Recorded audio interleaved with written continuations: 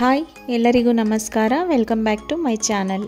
ನಾನಿವತ್ತು ಹಾಲಿನ ಪುಡಿಯಿಂದ ಜಾಮೂನ್ನ ಹೇಗೆ ಮಾಡೋದು ಅಂತ ತೋರಿಸ್ತಾ ಇದ್ದೀನಿ. ಯಾವ ಪದಾರ್ಥಗಳು ಬೇಕು ಒಂದ್ಸಲ ನೋಡ್ಕೊಳ್ಳೋಣ. ನಾನು ಹಾಲಿನ ಪುಡಿನ 1 ಕಪ್ ತೊಗೊಂಡಿದ್ದೀನಿ. 1/4 ಕಪ್ ಮೈದಾ ಹಿಟ್ಟು, 1 ಸ್ಪೂನ್ ರವೆ, 1 ಸ್ಪೂನ್ ತುಪ್ಪ, 2 ಸ್ಪೂನ್ ಮೊಸರು, 1/4 ಸ್ಪೂನ್ ಬೇಕಿಂಗ್ ಸೋಡಾ, 1/4 ಸ್ಪೂನ್ ಏಲಕ್ಕಿ ಪೌಡ್ರು, ನಿಂಬೆ ಹಣ್ಣನ್ನು ತೊಗೊಂಡಿದ್ದೀನಿ, 1/4 ಕಪ್ಪು ಕಾಯಿಸಿಟ್ಕೊಂಡಿರೋ ಹಾಲು ಬೆಚ್ಚಗಿರಬೇಕು, ಮತ್ತು 1 ಕಪ್ಪು ಸಕ್ಕರೆ, ಜಾಮೂನ್ ಕರಿಯೋಕ್ಕೆ ಎಣ್ಣೆ.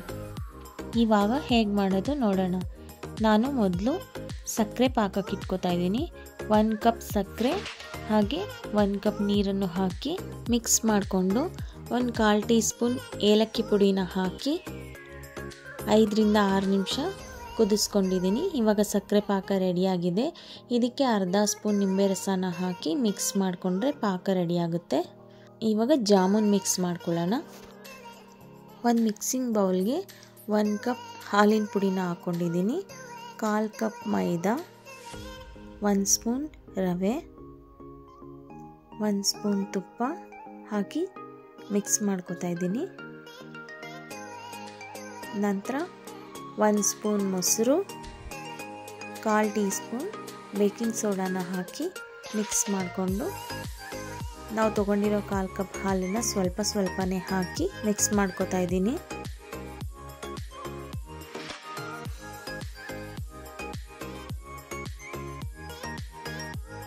ಇವಾಗ ಜಾಮೂನ್ ಮಿಶ್ರಣನ ರೆಡಿ ಮಾಡ್ಕೊಂಡಿದ್ದೀನಿ. ಇದನ್ನು ಒಂದು 10 ನಿಮಿಷ ನೆನೆಯೋಕ್ಕಿಡಬೇಕು. 10 ನಿಮಿಷ ಆಗಿದೆ.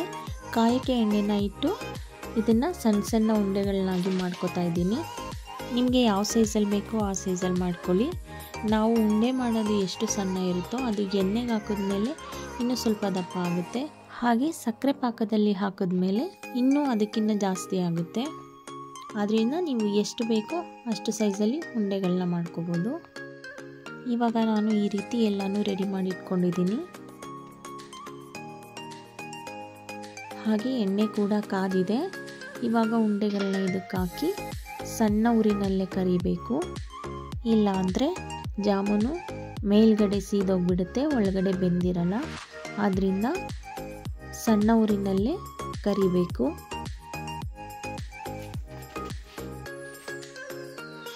ಇವಾಗ ಜಾಮೂನೆಲ್ಲ ಚೆನ್ನಾಗಿ ಬೆಂದಿದೆ. ಇದನ್ನು ತೆಗೆದು ಸಕ್ಕರೆ ಪಾಕಕ್ಕೆ ಹಾಕೋಬೇಕು. ಸಕ್ಕರೆ ಪಾಕ ಏನಾದರೂ ತಣ್ಣಗಾಗಿದ್ದರೆ ಬಿಸಿ ಮಾಡಿ ನಂತರ ಅದಕ್ಕೆ ಕರಿದ ಜಾಮೂನ್ಗಳನ್ನ ಹಾಕೋಬೇಕು.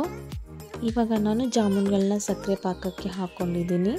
ಇದನ್ನು ಒಂದು ಅರ್ಧ ಗಂಟೆ ಮುಚ್ಚಿಟ್ಟು ನಂತರ ತೆಗೆದ್ರೆ ರಸಭರಿತ ಹಾಲಿನ ಪುಡಿ ಜಾಮೂನ್ ರೆಡಿಯಾಗಿರುತ್ತೆ. ಇವಾಗ ಅರ್ಧ ಗಂಟೆ ಆಗಿದೆ. ನೋಡ್ಬೋದು ಎಷ್ಟು ಸ್ಪಾಂಜಿಯಾಗಿ ಸಾಫ್ಟಾಗಿ ಆಗಿದೆ ಅಂತ. ನಿಮಗೆಲ್ಲ ಈ ವಿಡಿಯೋ ಇಷ್ಟ ಆಗಿದೆ ಅಂತ ತಿಳ್ಕೊತೀನಿ. ಯಾರೆಲ್ಲ ವಿಡಿಯೋನ ನೋಡ್ತಾ ಇದ್ದೀರಾ, ನಿಮಗೆ ಈ ವಿಡಿಯೋ ಇಷ್ಟ ಆಗಿದ್ದರೆ ಪ್ಲೀಸ್ ಒಂದು ಲೈಕ್ ಕೊಡಿ, ಹಾಗೆ ಕಮೆಂಟ್ ಮಾಡಿ. ಮತ್ತು ನೀವಿನ್ನೂ ನನ್ನ ಚಾನಲ್ನ ಸಬ್ಸ್ಕ್ರೈಬ್ ಮಾಡ್ಕೊಂಡಿಲ್ಲ ಅಂದರೆ ಸಬ್ಸ್ಕ್ರೈಬ್ ಮಾಡ್ಕೊಳ್ಳಿ. Thank you.